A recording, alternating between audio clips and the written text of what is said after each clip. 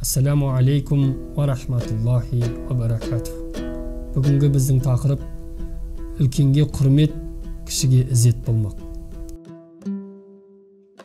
Өмірге келгесін сіз үлкейесіз, бірақ сізде бір күні қартайып, бойыңызда күш қуатыңыз таусылып, жәрдемге мұқтаж боласыз. Сондықтан да қазір сіз жас кезіңізде құлшылығыңыз жасап, үлкендерімізге барынша құрмет көрсетіп, олардың разылығын алу біздің міндет болып қалады. Ата-бабамыз, қазақ халқы әке тұрып, ұл сөйлегеннен без, үлкен тұрып, кіші сөйлегеннен без деп, үлкеннің сөзін бөлу әдеттілікке жатқызбаған.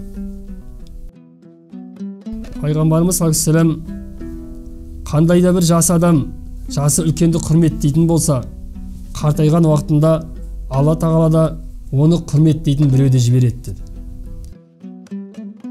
Мұқағали Мақатаев: неменеге жетістің бала батыр, қариялар азайып бара жатыр, бірі мініп келместің кемесіне, бірі күтіп әнекей жағада тұр деді.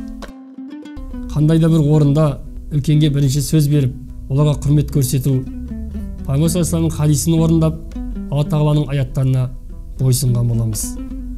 Алла тағала баршамызды кішіпейіл құлдардың қатарынан етіп, үлкенді құрметтеп, кішіге ізет көрсететін иманды, ибалы ұрпақ нәсіп етсін.